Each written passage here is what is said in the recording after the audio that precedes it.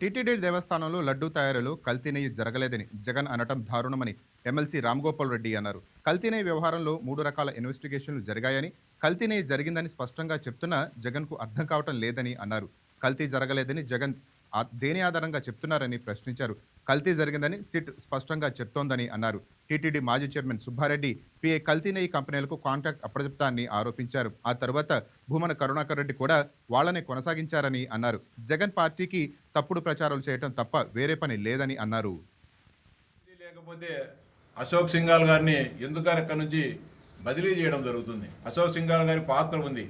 మేము డిమాండ్ చేసేది ఒకటే, ఈ రాష్ట్ర ప్రభుత్వానికి విజ్ఞప్తి చేస్తా ఉన్నాం. ఈ 235 కోట్ల రూపాయలు జరిగిన అవినీతి ఎవరి జేబుల్లోకి పోయింది, దీని అంతిమ లబ్ధిదారులు ఎవరు, దీన్ని తేల్చాల్సిన అవసరం ఉంది. వైఎస్ఆర్సీపీ ముఖ్య నేతకు ఎంత చేరింది, ఆ కాలంలో టీటీడీ పాలక మండలి చైర్మన్లుగా పాలక మండలి సభ్యులుగా ఉన్న వారికి ఎంత చేరిందని చెప్పి కూడా తేల్చాల్సిన అవసరం ఉంది.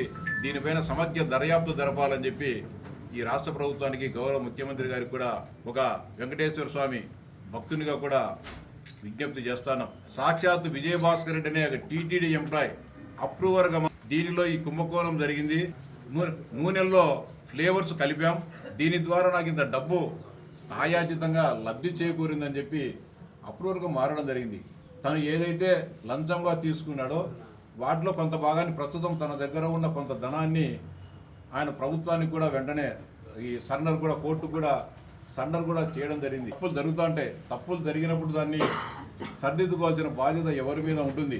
ఇన్ని కోట్ల మంది భక్తుల మనోభావాలు దెబ్బతిన్నప్పుడు ఈ రాష్ట్ర అధినేతగా ఉన్న వ్యక్తి తన 5 సంవత్సరాల పరిపాలనలో తెలుసో తెలియకో తప్పులు జరిగాయి, దీన్ని క్షమించండి అని చెప్పి ఒక మాటని హిందువుల మనోభావాలను ఆయన రక్షించాల్సిన బాధ్యత ఆయన మీద ఉంది.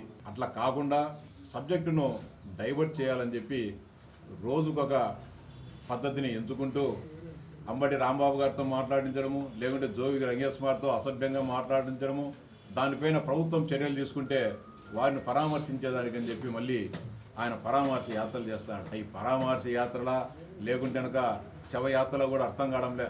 జోగి రమేష్ ఇల్లు వాళ్ళ ఇంటి దగ్గర నుంచి వాళ్ళ ఇంటికి అరగంటలో పోయే దారిలో 8 గంటల ప్రయాణం చేసి ఇద్దరు వాళ్ళ కార్యకర్తల ప్రాణాలు తీసుకుంటాడు. మీ పార్టీ కార్యకర్తలను చంపేదానికి యాత్రలు చేయాల్సిన అవసరం ఉంది. ఏ కులానికి కానీ ఏ మతానికి అన్యాయం జరిగినా కూడా తెలుగుదేశం పార్టీ సహించదు.